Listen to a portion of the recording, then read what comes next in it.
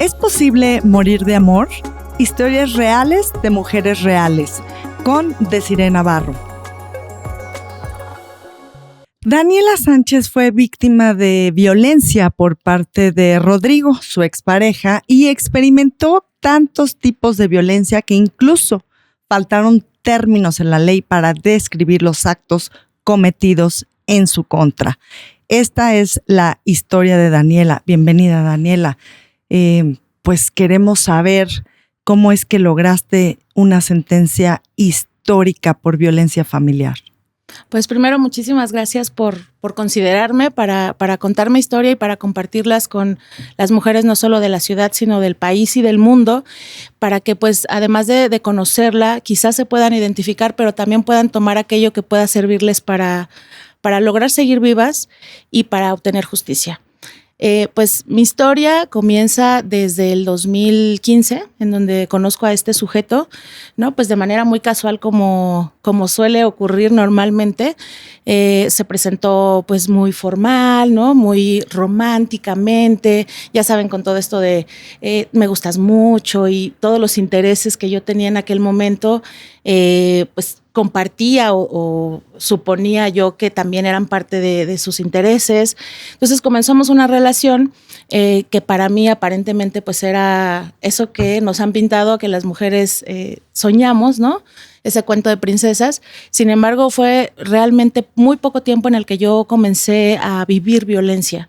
Evidentemente en aquellos años, hace casi 8 años, pues yo no sabía lo que ahora sé, y que las actitudes y las conductas de estos sujetos depredadores tienen para que uno caiga, ¿no? Aquellas primeras conductas fue en una noche de fiesta, ¿no? Se atrevió a golpearme de manera brutal en mi lado izquierdo, al grado que ese día, pues además del dolor físico y tal, prácticamente estuve a punto de perder el oído por el golpe. Sin embargo, para mí fue un shock tan grande que tenía miedo, ¿no? Yo dije, ¿qué pasa? Alguien que me dice que me ama, de pronto ni siquiera se acuerda, o él dice que no se acuerda de lo que sucedió, pero además comienzan una serie de comentarios de, no, seguramente te lo imaginaste, no sucedió, y si lo hice no fue la intención, pero yo te amo, ¿no? Sigamos adelante. Entonces, esta confusión en mi cabeza iba creciendo, y también las actitudes de él fueron en ascenso, ¿no? Fue ese primer golpe, después me rompía los lentes, me rompía los celulares, todo por estos celos enfermizos en que si yo recibía una llamada, incluso hasta de mi familia, siempre tenía la duda de con quién hablaba, en dónde estaba. Entonces, de esas pequeñas cosas que parecieran insignificantes, como preguntar, la forma en que lo hacía era muy agresiva, siempre dudando de mi integridad moral, ¿no? También una actitud de violencia sexual bastante fuerte desde aquellos inicios, en donde me obligaba a tener relaciones pues en lugares incluso pues públicos y todo, y pues para mí sí era un shock tremendo en todos los sentidos. Abusaba incluso de, pues yo trabajo desde hace 15, 16 años, ¿no? Y pues tengo un sueldo. Entonces, él manipulándome me decía, es que no me alcanza para pagar la escuela. Él estaba estudiando ya, yo ya había terminado mi carrera y trabajaba.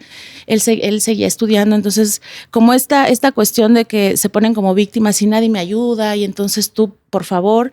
Y la verdad es que yo consideraba, pues no me sobra el dinero, pero puedo ayudarte, ¿no? Pero después se convirtió casi en una obligación. Entonces ya era, él tomaba mi tarjeta y iba directo a sacar dinero de mi tarjeta. Hasta que en noviembre del 2015, en un evento nuevamente en vía pública, me agredió porque pues sé que no hay una razón ni una justificación, simplemente me golpeó en la vía pública.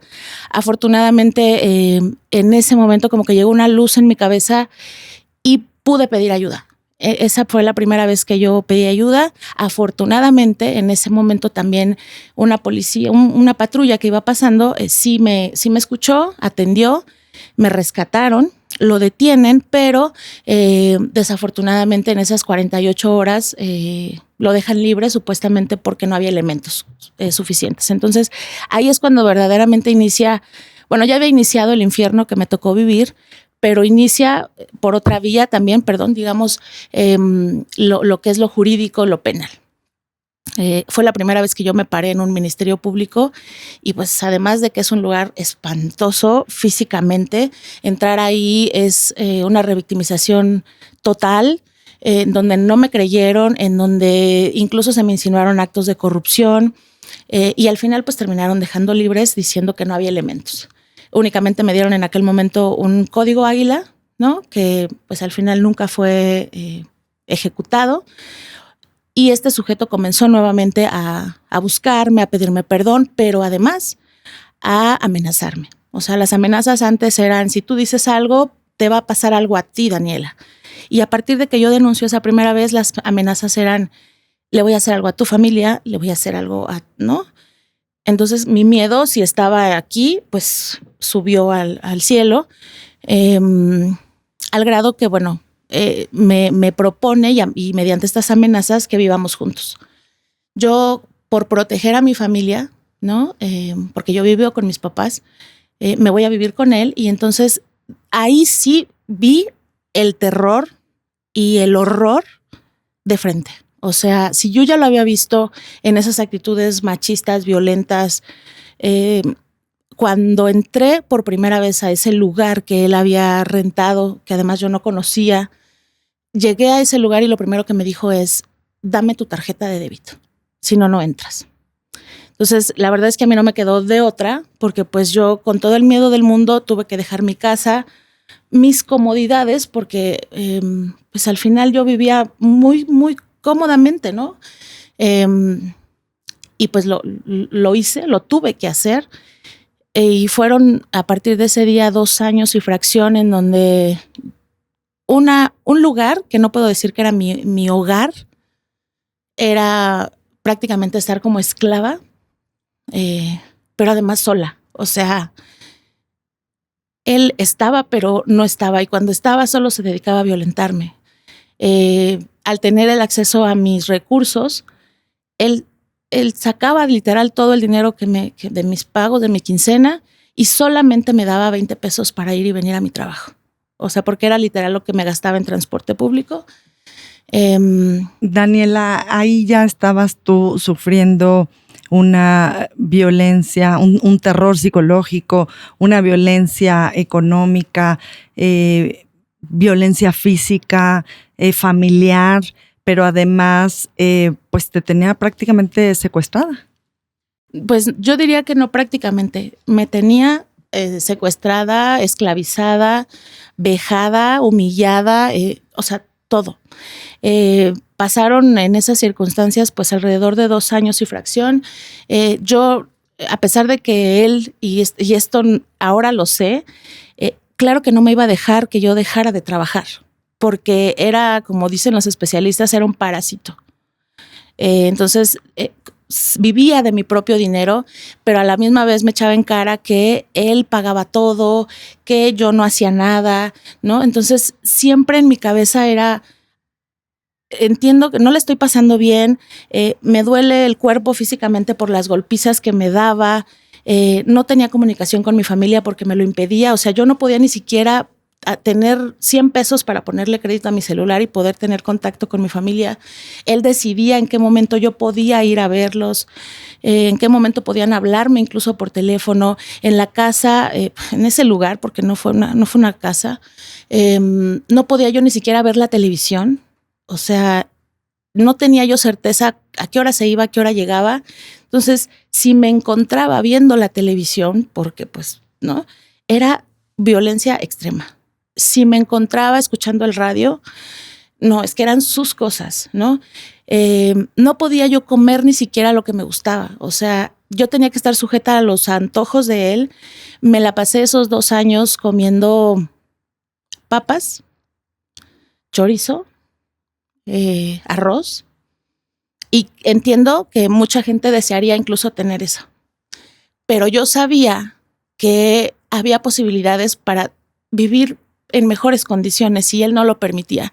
No podía bañarme con agua caliente, me dejaba dormir en el suelo, me daba unas golpizas tremendas con el puño cerrado me obligó a quitarme el dispositivo anticonceptivo porque él quería tener un hijo. Yo padezco epilepsia desde los 21 años, ¿no? Y no creas que yo le voy a prestar mis cosas, ni mi balón, ni la voy a llevar al cine, al teatro, porque son cosas de niña. Yo soy comunicóloga de profesión. En aquellos momentos yo incluso trabajaba como locutora de radio y siempre insisto en esto de que él decía, ay, qué padre tu trabajo, ¿no? Me acompañó a eventos en donde yo estaba haciendo mi trabajo, exposiciones, teatro, etcétera. Y ya cuando me fui pues involucrando más, ya era todo una basura para él, ¿no? O sea, ay, ¿a quién le importa ir a una exposición? ¿A quién le importa, no? Y me obligó a dejarlo. O sea, no podía yo seguir haciendo ese trabajo porque pues él no me lo permitía, ¿no? Siempre en su cabeza estaba que yo estaba con otro hombre, que por cualquier medio, ¿no? No podía yo ni siquiera estando en mi trabajo ir al baño porque él ya estaba, ¿y dónde estás? Y seguro estás haciendo no sé qué, ¿no? Siempre estuvo eso en su cabeza. Daniela, ¿tú considerarías que es un agresor, celópata, narcisista, psicópata? Y posible feminicida. Y posible feminicida. Yo sí creo hoy, con todas las herramientas que afortunadamente la vida me ha dado oportunidad de tener, que esta persona, por derechos humanos entiendo que no puedo decir ese sujeto, esa persona, no puede ser caracterizada de otra forma que agresor y todos los adjetivos que has puesto. Yo tengo la fortuna de hoy estar viva, eso, como una fortuna, porque me abrió los ojos un evento nuevamente de violencia en donde ya había nacido mi hija, otra vez en la vía pública. Mi hija tenía 5 meses de edad cuando me vuelve a agredir, y con mi hija en brazos me tiró, me pateó, o sea, ya no tenía límites este sujeto, ¿no? Yo en esas etapas yo ya era evidente para mí que algo no estaba bien en él, o sea, que había salidas extrañas, llamadas extrañas, no, pero además yo ni siquiera tenía oportunidad de preguntarle, oye, porque no había esa comunicación, no lo permitía.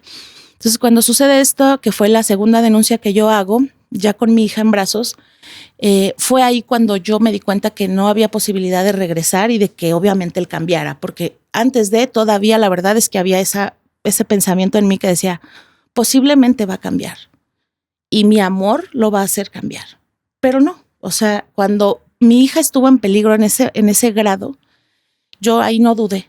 Y dije, no me importa nada, o sea, si no tengo nada en esa casa, porque en ese momento yo vivía con un pantalón, una pijama y unas chanclas, porque ni zapatos tenía en ese momento. Entonces yo dije, no tengo nada que perder, solo lo que tengo es mi vida y no la voy a dejar en sus manos. Entonces, desde ese momento yo salgo o no regreso nunca más. Todavía me esperé un mes para iniciar la denuncia, pero la violencia seguía. Incluso yo no seguía viviendo con él y él seguía. Se trató de llevar a mi hija 3 veces subiéndose a un taxi. No lo logró. Yo no sé de dónde saqué fuerzas para que no me la arrebatara, y no lo logró. Pero entonces sí, ya de manera específica encontré el apoyo de alguien que está en conocimiento de lo que se tiene que hacer. Me brindaron todo el apoyo que yo hubiera deseado 3 años antes. Me fui a un refugio, tuve que irme a un refugio junto con mi hija porque el riesgo feminicida era inminente. Estuvimos con un apoyo de la Red Nacional de Refugios, en donde me salvaron la vida literal. O sea, no puedo estar más agradecida con la Red Nacional, porque en todos los sentidos me cambiaron la vida, y a partir de ese 31 de enero del 2018, para mí la vida ha sido completamente distinta. Ha sido un camino muy duro, porque iniciar el proceso penal desde el día que te paras allá en la fiscalía es un mundo desconocido, aterrador, revictimizante, violento, incluso como he escuchado de otras compañeras, ¿no? Ya no sabes si es peor lo que viviste o lo que vas a vivir al iniciar una denuncia. Entonces, comencé con esta denuncia. Me doy cuenta también en este proceso de terapia, porque es muy importante decirlo, yo inicio un proceso de terapia y me doy cuenta que todas esas actitudes hacia mi hija, estábamos hablando también de violencia hacia ella de manera directa. Entonces, denuncio la violencia hacia mi hija. Él, por su parte, y como esta táctica de los agresores, comienza a interponer denuncias en mi contra, evidentemente falsas, y pues nos vemos en un ir y venir, ¿no? Yo viví en la fiscalía prácticamente y sigo al día de hoy, todos los días, o sea, tengo contabilizados y de manera así por escrito, más de 1,500 diligencias que he tenido que hacer para alcanzar lo que hoy mencionas de las sentencias. En autoridades he visitado infinidad de autoridades que van desde el MP, que está ahí recibiéndote, hasta la propia fiscal, hasta la comisionada de CONAVIM, el Instituto de las Mujeres Nacional y la Secretaría de las Mujeres de la ciudad. O sea, no hay autoridad en esta ciudad que tenga competencia, que no conozca o me haya recibido en sus instalaciones, que hayan hecho algo es distinto, pero que me hayan recibido, porque yo he buscado alternativas por todos lados, ¿no? Porque sé que tengo la verdad, que es lo más importante, y que esta persona es culpable. O sea, en todo este proceso de las denuncias y el proceso familiar que también está iniciado, descubrí que este sujeto tenía un ingreso anterior al reclusorio, que para ese momento tenía alrededor de 15 carpetas de investigación iniciadas, la mitad de ellas por mujeres, por el delito de violencia familiar, un señalamiento directo, una denuncia por desaparición de una mujer, una denuncia por violación, 10 días antes de que yo lo conociera. Entonces, para mí fue un shock porque, pues claro que si yo hubiera sabido, si a esas mujeres que se atrevieron a levantar la voz en ese periodo se hubiera hecho algo, probablemente yo no hubiera sido alguna de sus víctimas, ¿no? Entonces, mi objetivo a partir de que yo me entero de todo esto es, yo no puedo permitir que este sujeto siga impune por la vida y que haya más víctimas. Todas estas acciones él las cometió en Coyoacán, en Iztapalapa y hay alguna, me parece, en Cuauhtémoc. Entonces, tiene una zona de acción muy bien identificada. Y bueno, pues el curso de las carpetas siguió. Repito, mi insistencia fue incansable y yo creo que no me voy a detener hasta que obtengamos justicia. Tuve que iniciar 5 carpetas de investigación por todos los hechos que se vinieron cometiendo. La última de ellas intentó atropellarnos porque, pues bueno, en el proceso familiar, desafortunadamente, el juez en ese momento, en el 2019, a pesar de todos los periciales que determinan que hay una afectación psicológica, que hay un riesgo feminicida, pues determina las visitas.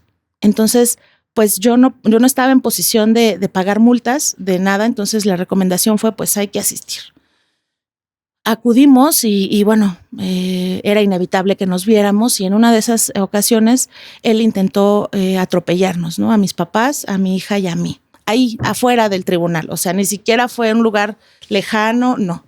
Nos pusieron ahí en peligro y en contacto con el agresor, ¿no? Entonces, derivado de eso, estoy hablando de diciembre de 2019, se inicia esta última denuncia que yo hago. Y por esta insistencia, y aunque me llamen la tosa, y aunque me llamen la loca, y aunque me odien, yo no dejé de insistir nunca.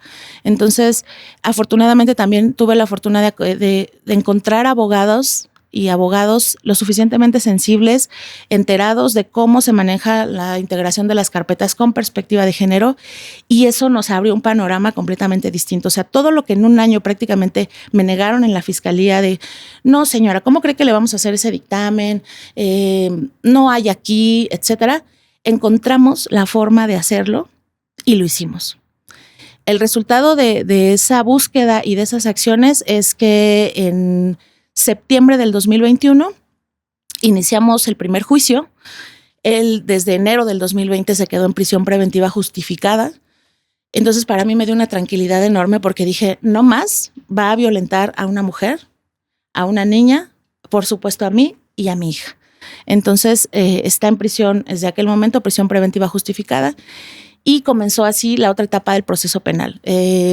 Audiencias, amparos, apelaciones, etcétera.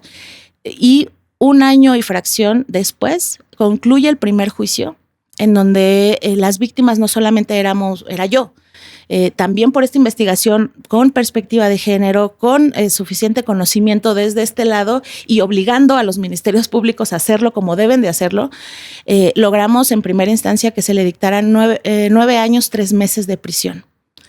En ese momento resultó ser una sentencia histórica porque desafortunadamente en el Código Penal para el Distrito Federal, de acuerdo al artículo 200, la pena prevista para el delito, la máxima son 6 años.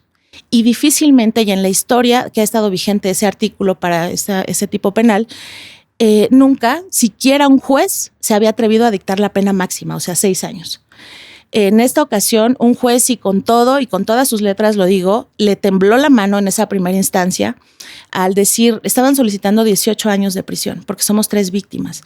Y mi hija víctima indirecta. Entonces, sí, claro que le tembló la mano y lo declaré en su momento a ese juez, a pesar de más de 40 periciales en un delito que el código incluso considera como delito menor.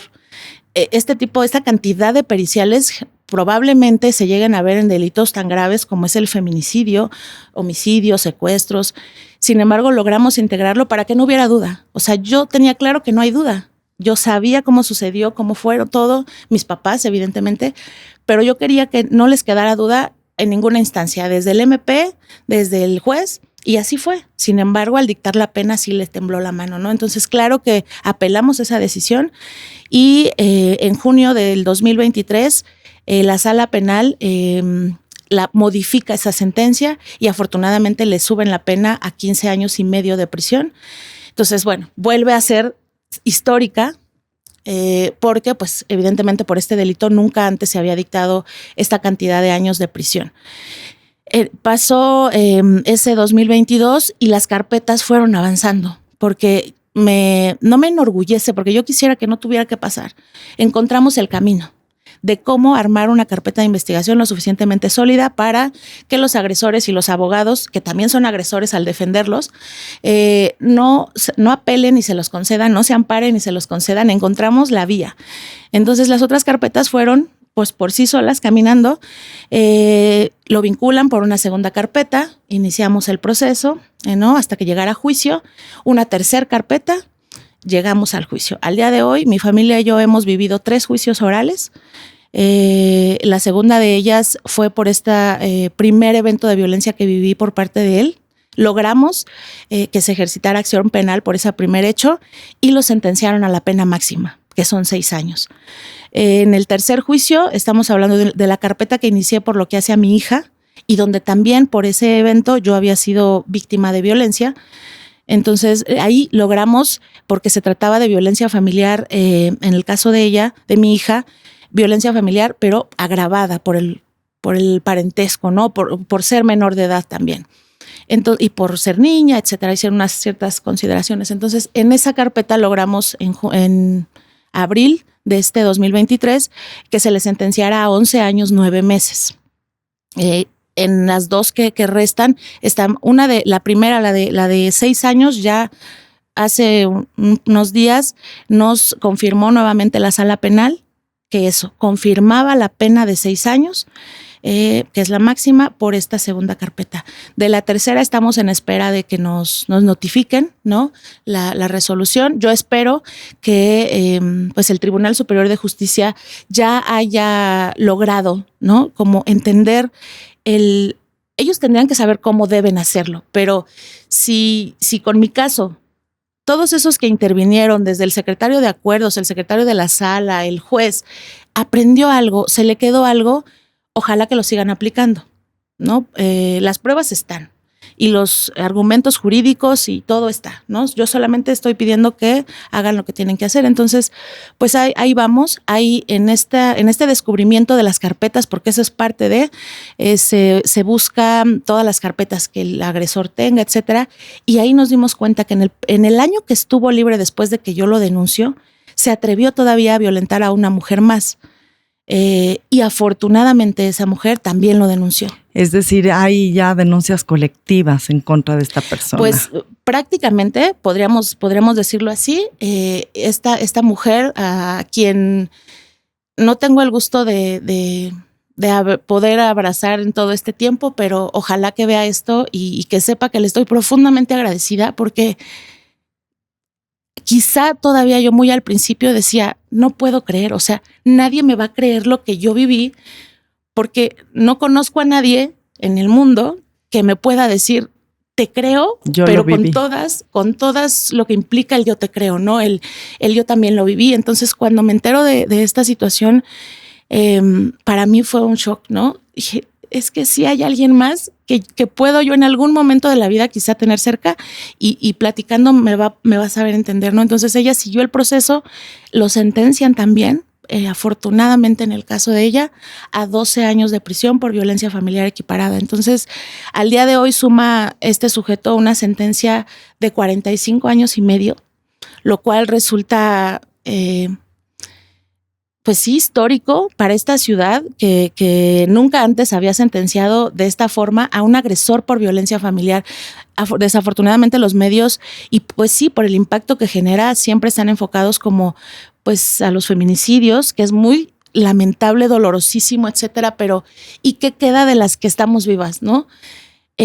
A veces tengo la sensación de que valgo más para cualquier círculo si me hubiera muerto o si me hubieran matado, porque yo por sí no me hubiera muerto, ¿no? Yo hice todo para sobrevivir. Pero a veces existe en mí esa sensación de que para asociaciones, para abogados, para, ¿no? Pues servidores públicos, valgo más muerta que viva, porque no, ellos quieren decir y hacer sin tener una réplica. Y conmigo se toparon con pared, porque además de profesión a mí me gusta hablar.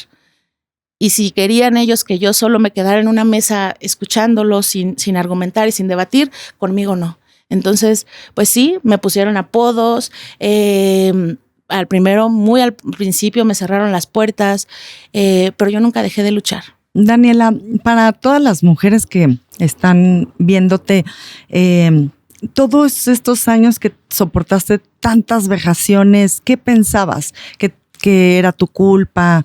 ¿Que si tú le echabas ganas iba a cambiar, que era normal? ¿Qué era lo que pensabas antes de que pudieras reaccionar ya por supervivencia? Pensaba, sí, porque él muy hábilmente, ¿no? Todos los días lo recalcaba, ¿no? Si se enojaba era porque yo había hecho algo, por mínimo que fuera. O sea, voltearlo a ver ya era motivo de una agresión muy violenta. Entonces, incluso les juro por mi hija que yo llegué al punto en el que me hice una lista, un papelito al lado de donde yo dormía, en donde decía, no lo mires, no le digas nada, no le hables, no toques sus cosas. Así tenía yo una lista donde todos los días que yo abría los ojos la leía. Y comencé con toda esa frustración y dolor en mí, decir, quizás lo quería. Ya hoy no puedo decir qué sentimiento me generaba. Lo que sí sé es que era terror. Entonces, sí tenía yo sobre mis hombros esa culpa de decir, ¿y qué tal que sí soy yo la que lo está provocando? Porque yo en mi vida había tenido relación de ninguna especie con alguien como él, ¿no? Alguien que se atreviera a dudar de mi integridad física, de mis valores, que me cuestionara mis gustos, incluso musicales, de comida. Oye, pues, ¿por qué te gusta comer salsa? Pues porque me gusta. No, pues como él no, yo no podía hacerlo. Cosas tan básicas en la vida como poder bañarte, yo no podía hacerlo. O sea, él quería castigarte, doblegarte. Siempre me comparó con sus otras parejas anteriores, o ahora sé que durante el tiempo que estuvimos viviendo en el mismo lugar, fue incluso en donde están esas denuncias. O sea, yo pienso, iba y golpeaba a la otra chava y llegaba y remataba conmigo. O sea, no era suficiente, porque por las fechas se suponía que con quien estaba viviendo era conmigo. ¿no? Armó toda una especie de historia alrededor de su vida en donde él es abogado penalista. Entonces, pues también esa parte siempre fue de nadie te va a creer. Es que yo tengo mis conocidos que, pues, sabes, si tú denuncias a lo que te vas a enfrentar. Entonces, toda esa cosa que me decía, el miedo al final de estar en un espacio solo con un tipo como él, en algún momento me llegaron a decir, yo la verdad siempre he tenido como la misma estructura corporal, ¿no? Él es delgado y tal. Y me decían, bueno, ¿y cómo no te defendiste? O sea, ustedes se imaginan la impotencia, ¿no? El miedo. No, es que se paraliza uno. No hay forma. Yo en todas las ocasiones, yo recuerdo, lo único que hacía era cerraba los ojos y me ponía así, ¿no? Eran puñetazos, eran patadas, incluso estando embarazada. Mi hija que haya nacido afortunadamente sana es un milagro de quien ustedes quieran creer. O sea, si es Dios, no sé. Ella nació afortunadamente bien. Al día de hoy, pues como todos en mi familia, tenemos estrés postraumático, ansiedad. No sé si oficialmente se dice delirio de persecución, pero sí, porque andar en la calle para mí es, o sea, hoy sé que está en prisión, pero todo el tiempo me dijo, incluso en alguna entrevista y públicamente lo he, pues sí, publicado, hay amenazas de él como, no me voy a cansar de buscarte por donde estés, te voy a destazar y cuando lo haga me voy a quedar ahí y le voy a decir a la policía que yo fui, porque tú no vas a ser feliz.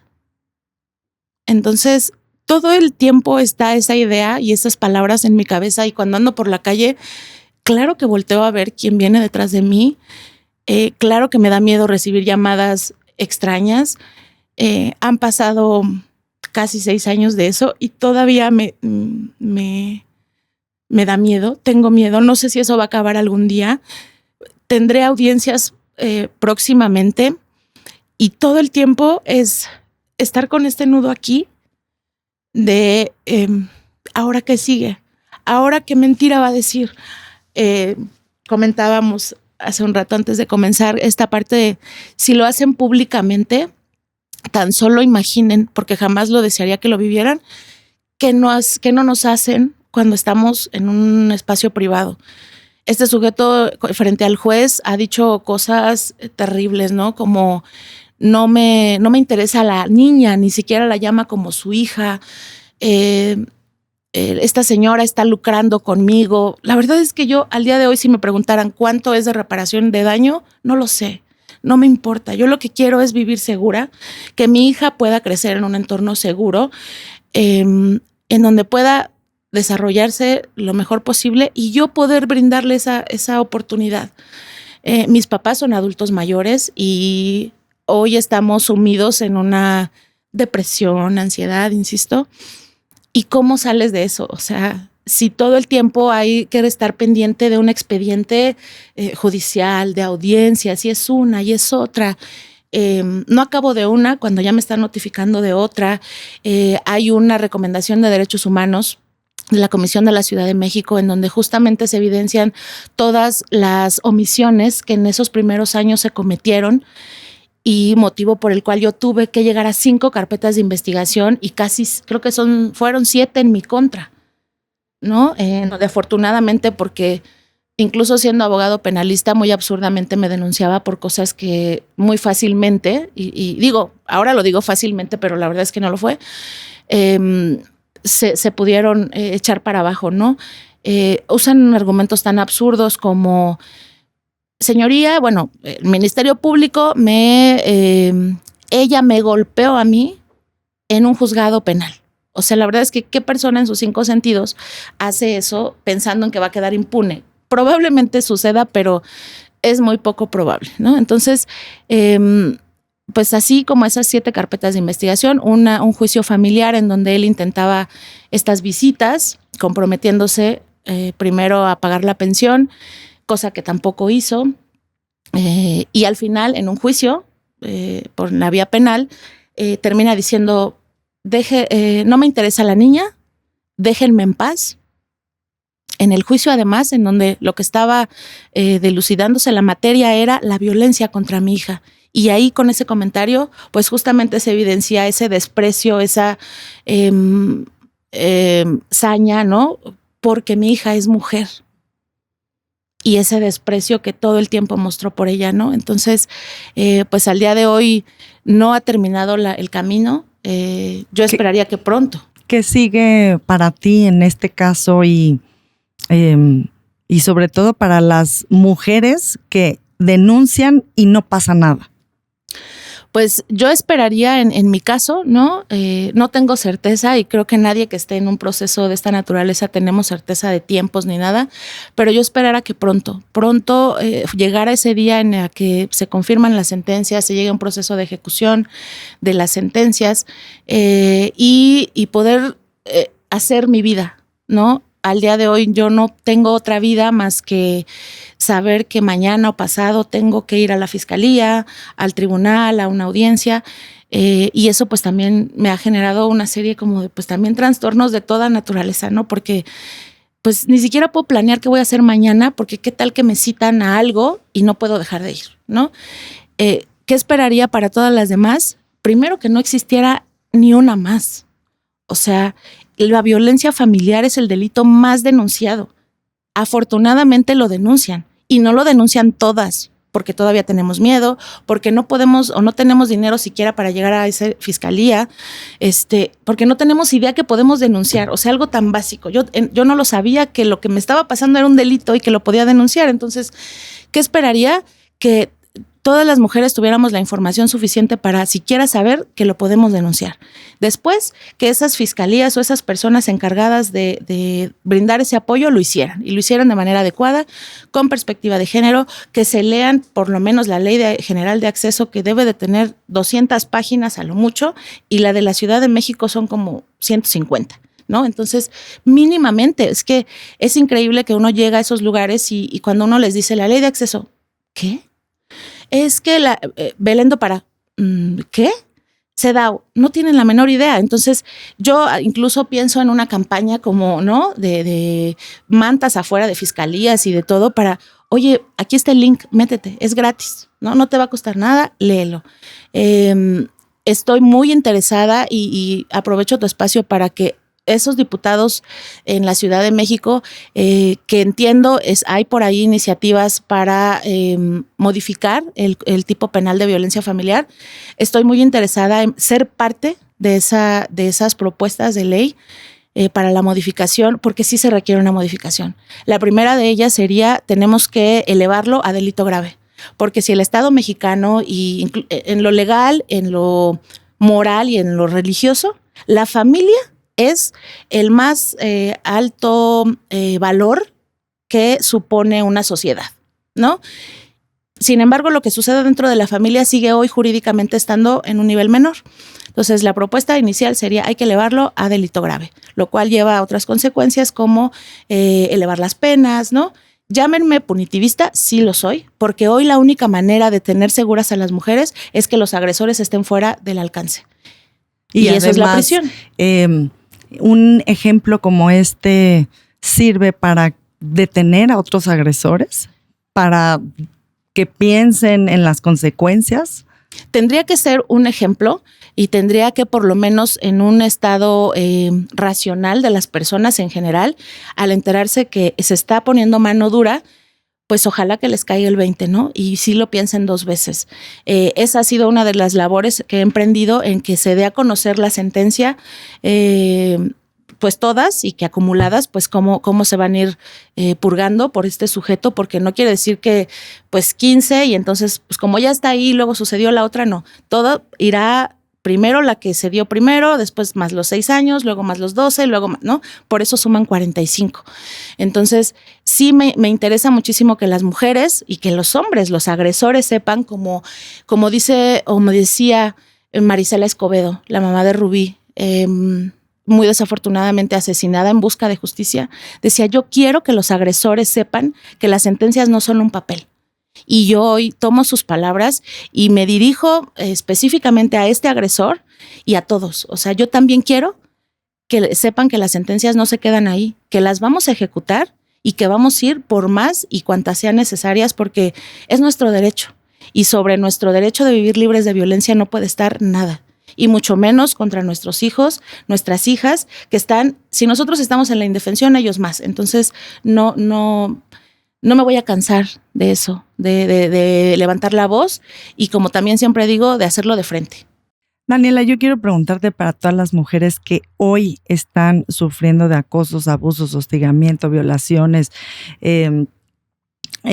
todo violencia familiar, física, emocional, económica. ¿Es posible morir de amor? Yo siempre he pensado sobre esta frase que uno no se muere de amor. Nos matan ellos. De amor no se muere. Los que se creen con el poder de matarnos, de asesinarnos, son ellos, los agresores. Entonces, las mujeres, en la medida de nuestras posibilidades, encontremos información.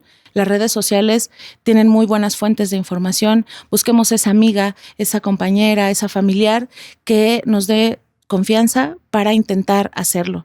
Sería muy violento decirles, vete a la primera, porque yo no lo hice. Hasta que tuve las herramientas suficientes y la red de apoyo que me permitió hacerlo. Entonces, vayan armando ese camino, vayan armando esa estrategia y de amor no se van a morir. Pero sí, el agresor puede acabar con sus vidas.